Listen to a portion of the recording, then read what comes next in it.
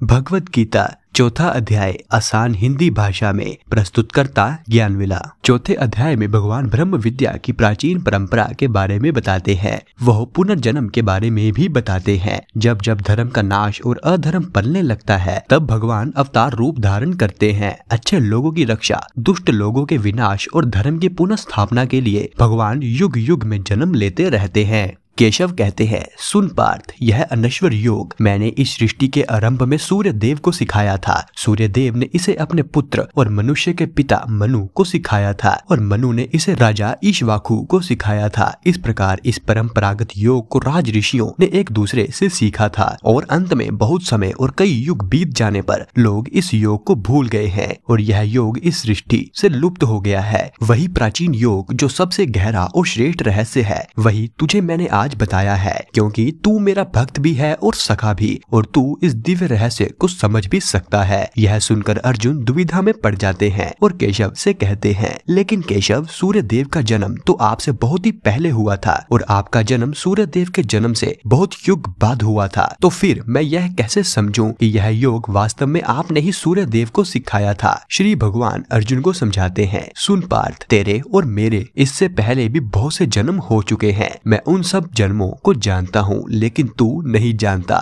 जबकि मैं अजन्म हूँ और मेरी आत्मा भी अनिश्वर है, जबकि मैं सभी प्राणियों का ईश्वर हूँ। फिर भी मैं अपनी प्रकृति का आश्रय लेकर अपनी ही योग माया द्वारा अस्तित्व में आता रहता हूँ। जब जब धर्म का पतन होता है और अधर्म बढ़ जाता है, जब जब पाप बढ़ जाता है, तब मैं अवतार रूप धारण करता हूँ। अच्छे लोगों की रक्षा, बुरे लोगों के विनाश और धर्म की स्थापना के लिए युग युग में मैं जन्म लेता रहता हूँ। जो व्यक्ति मेरे दिव्य जन्मों और कर्मों को सच्चे प्रकार से जान लेता है, वो शरीर छोड़ने के बाद कभी भी जन्म नहीं लेता, बल्कि वो मेरे पास चला आता है। इच्छा, भय और क्रोध से छूटकर मुझ में पूरी तरह लीन होकर मेरी शरण में आकर ज्ञान की तपस्या से पवित्र हुए ऐसे बहुत से लोगों ने मेरी स्थिति पा ली है। जो कुछ भी मैं हूँ वो भी वही बन गए हैं। लोग जिस प्रकार मेरे पास आते हैं, मैं उन्हें उसी प्रकार अपनाता हूँ। सभी मनुष्य मेरे ही मार्ग पर चलते हैं। जो लोग अपने कर्मों का फल इसी जीवन काल में पृथ्वी पर चाहते हैं, वो देवताओं की उपासना करते हैं, क्योंकि मनुष्य के संसार में कर्मों द्वारा उत्पन्न होने वाले फल बहुत ही जल्द मिल जाते हैं। मैं ना ही कोई कर्म करता हूँ और ना ही मुझ में कोई परिवर्तन होता है, क्योंकि मैं अकर्ता और अविनाशी हूँ।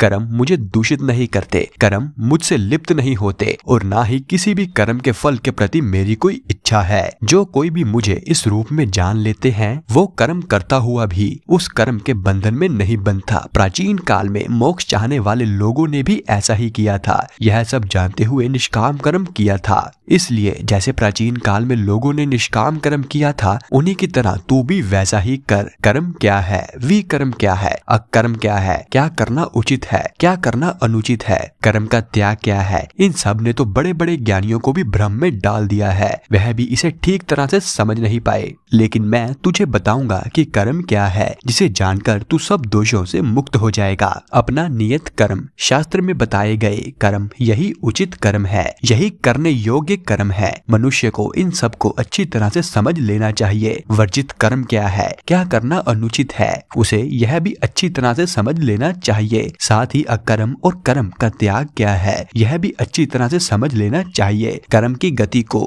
कर्म की गहराइयों को और कर्म की बारीकियों को समझना भी बहुत कठिन है, क्योंकि कर्म की प्रकृति गूढ़ है। जो मनुष्य कर्म में अकर्म और अकर्म में कर्म पहचान लेता है, वही योगी है, वही सन्यासी है, और वो अपने सारे कर्म करता हुआ भी कर्म के बंधन में नहीं बंधता और वह दिव्य स्थिति में ही रहता है। जिस मनुष्य के सभी कर्म उस कर्म के फल की इच्छा के संकल्प से मुक्त हो गए हैं, जिसके सभी कर्म ज्ञान की आग में भस्म हो गए हैं, इस मनुष्य को ज्ञानी लोग पंडित कहते हैं। कर्म के फल के प्रति सभी इच्छाओं को त्याग कर सदा तृप्त रहता हुआ, बिना किसी भी कर्म के फल पर निर्भर हुए, वो भला ही सदा कर्म में लगा रहे, फिर भी वो कुछ नहीं कर रहा होता। कोई भी कर्म फल की इच्छा ना रखते हुए, अपने चित्त और आत्मा को वश में रखते हुए सभी प्रकार की संपदाओं, सभी प्रकार के भोग साधनाओं को पूरी तरह से त्याग कर जो केवल शरीर निर्वाह के लिए कर्म करता है, उसे कोई भी दोष नहीं लगता। जो मनुष्य संयोगवश प्राप्त वस्तु से बिना उस वस्तु की कामना किए उसे प्राप्त करने के कोई प्रयास बिना जो भी प्राप्त हो जाए उसमें संतुष्ट रहता है,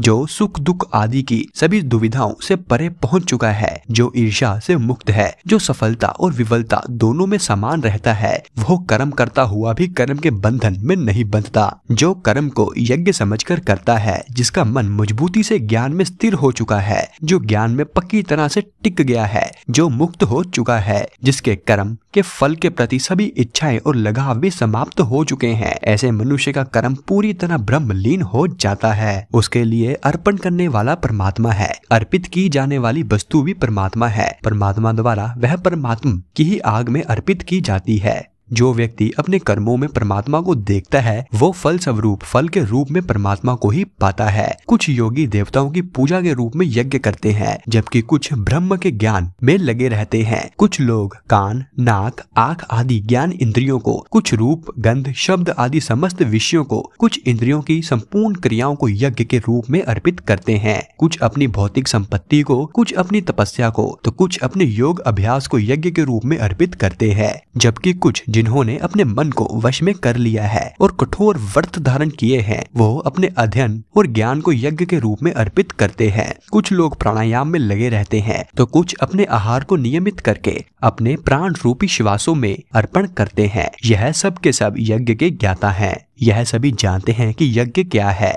और यज्ञ में जीवन द्वारा उनके सारे पाप भी नष्ट हो जाते हैं, उनके सारे पाप मिट जाते हैं। जो लोग यज्ञ के बाद बचे हुए पवित्र अन्न, यज्ञ के पवित्र प्रसाद को खाते हैं, वह सनातन ब्रह्म को प्राप्त करते हैं। लेकिन जो व्यक्ति यज्ञ नहीं करते, उनके लिए यह संसार ही नहीं है, फिर उन्हें परलोक कैसे मिल सकता है। इस प्रकार शास्त्रों में अनेक प्रकार के यज्ञ बताए हैं, वो सभी ब्रह्म तक पहुँचने के साधन है, और यह जान लेने के बाद तू मुक्त हो जाएगा, क्योंकि भौतिक पदार्थ बंधन में डालने वाले होते हैं और ज्ञान मुक्ति दिलाने वाला होता है। इसलिए भौतिक पदार्थों द्वारा किए जाने वाले यज्ञों की तुलना में ज्ञानमय यज्ञ कई गुना अच्छे होते हैं, क्योंकि अंत में सभी कर्म ज्ञान में ही जाकर समाप्त होते हैं, जिससे मनुष्य को मुक्ति मिलती है। उस ज्ञान को तू उन गुरुजनों से सीख जिन्होंने सत्य को समझा है। उनके पास जाकर पूरी निष्ठा और आदर से उनकी सेवा कर, विनम्रता से उस ज्ञान को उनसे अच्छी तरह से सीख। जब तू उस ज्ञान को प्राप्त कर लेगा और उसे अच्छी तरह से समझ लेगा, तब तू फिर कभी इस भ्रम में नहीं पड़ेगा, क्योंकि ज्ञान द्वारा बिना संदेह तू सब जीवों को पहले अपने अंदर फिर मेरे अंदर स्थित देखेगा। चाहे तू सबसे बड़ा पापी ही क्यों ना हो, फिर भी तू ज्ञान की नौका द्वारा पापों के बड़े से बड़े समुद्र को भी पार कर जाएगा। जैसे जल उठने पर आग अपने ईंधन को राख कर देती है,